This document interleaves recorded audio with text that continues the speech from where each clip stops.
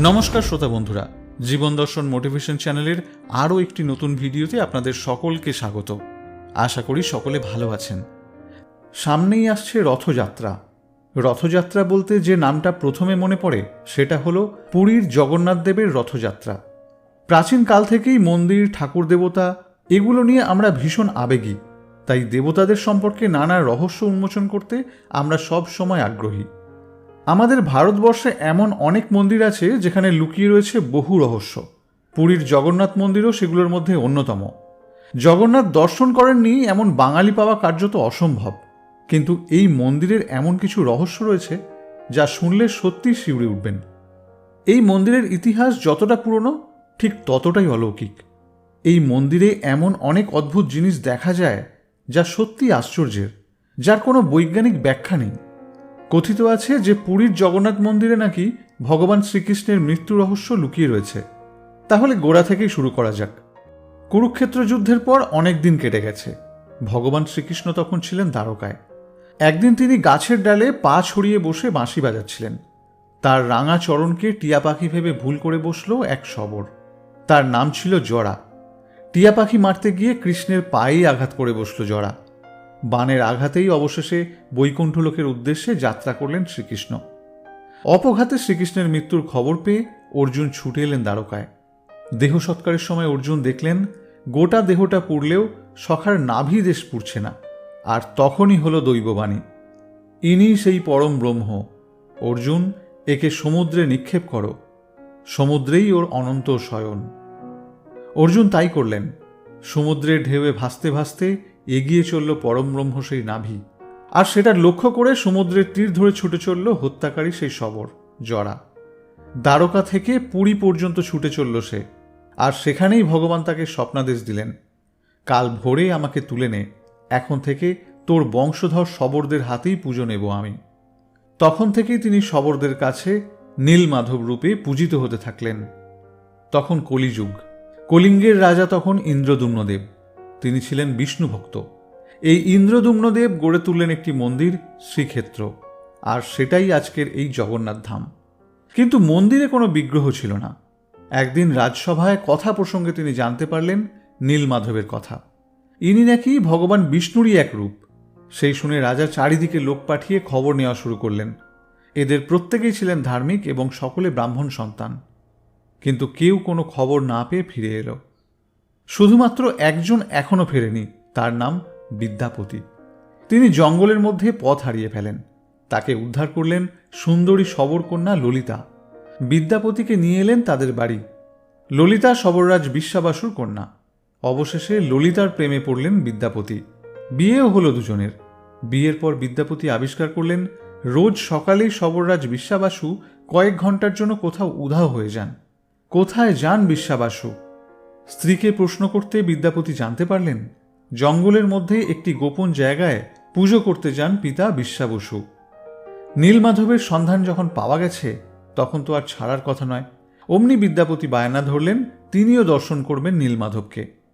বিশ্বাবসু প্রথমে রাজি না হলেও অবশেষে মত দিলেন, তবে শর্ত সাপেক্ষে। বিগ্রহ পর্যন্ত চোখ বেঁধে যেতে হবে বিদ্যাপতিকে। জামাতা হলেও বিদ্যাপতিকে কোনোভাবেই নীলমাধবের সন্ধান দিতে রাজি ছিলেন না এই বিশ্বাবসু। বিদ্যাপতিও ছেড়ে দেবার পাত্র নন।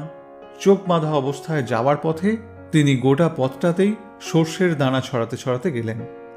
গন্তব্যে পৌঁছে যখন তিনি দর্শন করলেন নীলমাধবের, তখন তার প্রাণ আনন্দে ভরে উঠল। বনের মধ্যে পুজোর ফুল কুড়িয়ে এনে বিশ্বাবসু যখন পুজোয় বসলেন, তখনই দৈববাণী হল, এতদিন আমি দীন দক্ষির পুজো নিয়েছি, এবার আমি মহা উপাচারে রাজা ইন্দ্রদ্যুম্নের পুজো নিতে চাই। ভীষণ রেগে গেল শবররাজ। ইষ্টদেবতাকে হারাবার দুঃখে বন্দী করলেন বিদ্যাপতিকে। কিন্তু কন্যা ললিতার বারবার কাকুতি মিনতিতে বাধ্য হলেন জামাতাকে মুক্ত করতে।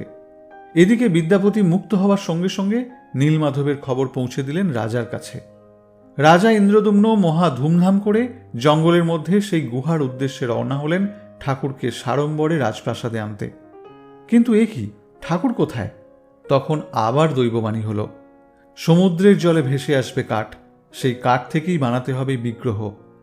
হাজার হাজার হাতি ঘোড়া লোক লস্কর নিয়েও সমুদ্র থেকে তোলা গেল না সেই কাঠ।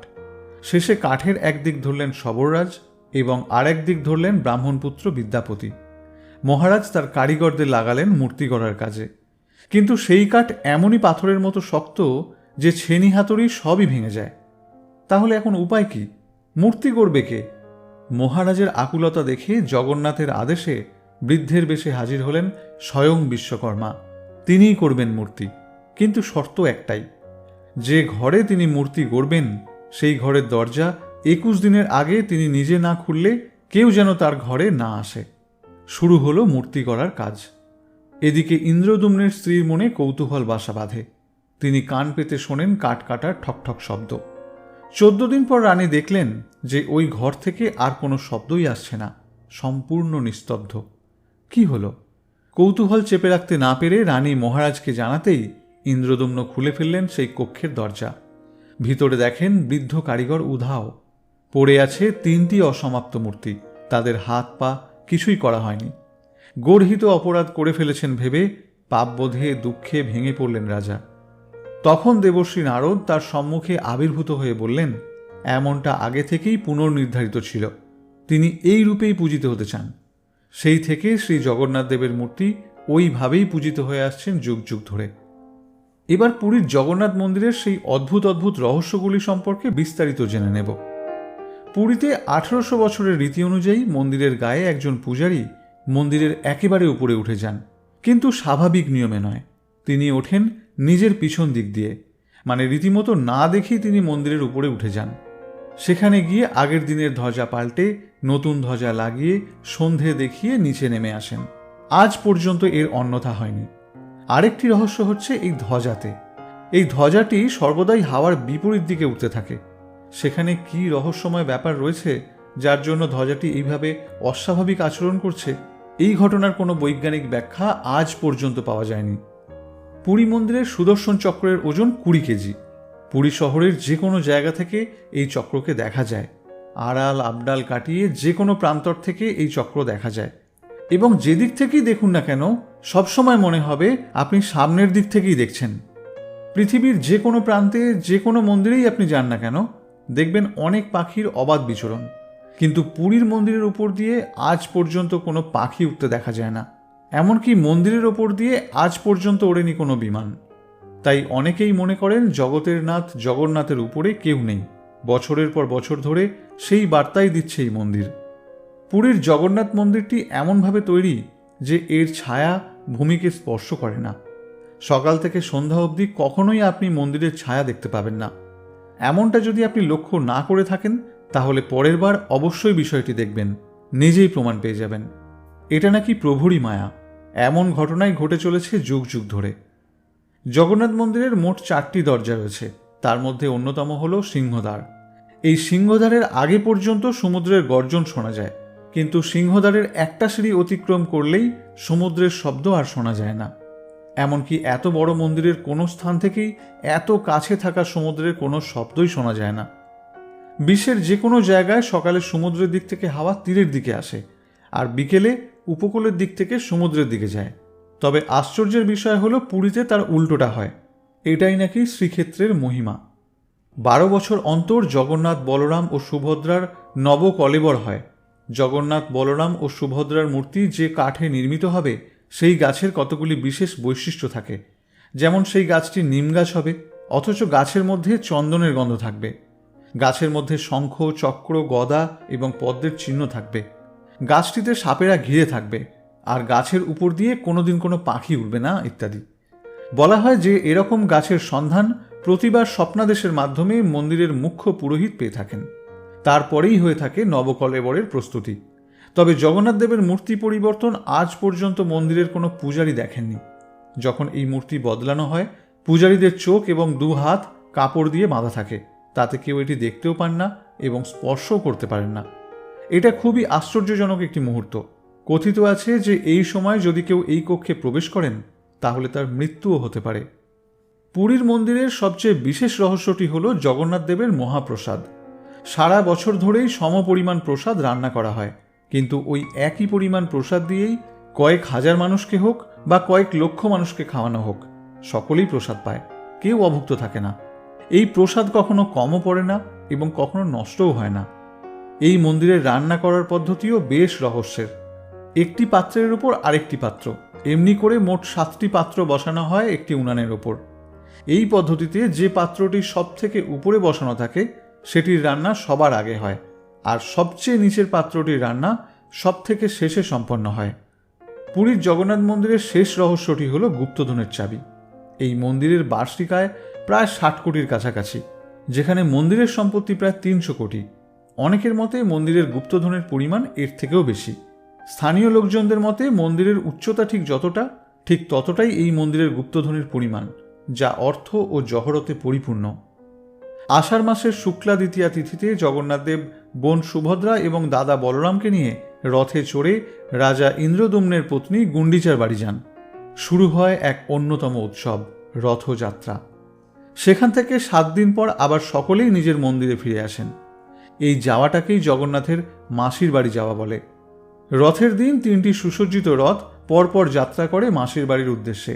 প্রথমে যায় দাদা বলরামের রথ, তারপর বোন সুভদ্রা এবং সবশেষে মহাপ্রভু জগন্নাথের রথ। রথে চড়ে এই গমন ও প্রত্যাগমনকে বলে সোজা রথ এবং উল্টো রথ। বাংলার রথযাত্রা সংস্কৃতির সম্ভবত সূচনা হয়েছিল শ্রী চৈতন্যদেবের নীলাচল অর্থাৎ পুরী যাওয়ার পর। চৈতন্য ভক্ত বৈষ্ণবরা বাংলায় পুরীর অনুকরণে রথযাত্রার প্রচলন করেন। যাত্রা শব্দের অর্থ গমন, তাই জগন্নাথের রথযাত্রা এবং উল্টো রথ হিন্দু বাঙালিদের কোনো কাজ বা ধর্মীয় অনুষ্ঠান সূচনার পবিত্র দিন হিসেবে মনে করা হয়। বাঙালির অন্যতম শ্রেষ্ঠ উৎসব দুর্গাপুজোর সূচনাও হয় এই রথ কিংবা উল্টো রথের দিন। এবারে বলবো পুরীর রথের বিশেষ কিছু বিবরণ। জগন্নাথ, বলরাম এবং সুভদ্রা এই 3 জনের রথ 3 রকমের হয়। জগন্নাথের রথের নাম নন্দীঘোষা বা কপিধ্বজ, উচ্চতা 45 ফুট। রথের গায়ে থাকে হলুদ এবং সোনালি রং। 7 ফুট ব্যাসের 16টি চাকার সাহায্যে এই রথটি গড়িয়ে চলে। রথের সারথীর নাম দারুকা। লাল ও সবুজ বর্ণের বলরামের রথ, যার নাম তালধ্বজা বা লাঙলধ্বজ। উচ্চতায় জগন্নাথের তুলনায় 1 ফুট ছোট। রথের 6 ফুট ব্যাসের 14টি চাকা থাকে এই রথে। সারথীর নাম মাতালি। সুভদ্রার রথ পদ্মধ্বজ বা দর্পদলনা, উচ্চতা 43 ফুট। রথের রং লাল এবং কালো। চাকা 12টি, প্রত্যেকটির ব্যাস 5 ফুট। এই রথের সারথী স্বয়ং অর্জুন। এতক্ষণ পর্যন্ত যেসব বন্ধুরা ভিডিওটি শ্রবণ করলেন তাদের অনেক ধন্যবাদ। আশা করি ভিডিওটি আপনাদের ভালো লেগেছে। ভিডিওটি ভালো লাগলে একটি লাইক করবেন, পারলে ভিডিওটি শেয়ার করবেন, আর যদি আপনার কোনো মতামত থাকে তাহলে কমেন্ট করে জানাতে পারেন, এবং আমাদের পাশে থাকতে চ্যানেলটি সাবস্ক্রাইব করে রাখবেন। ফিরে আসছি নতুন কোনো ভিডিও নিয়ে। ততক্ষণ পর্যন্ত সকলে ভালো থাকবেন, সুস্থ থাকবেন। নমস্কার।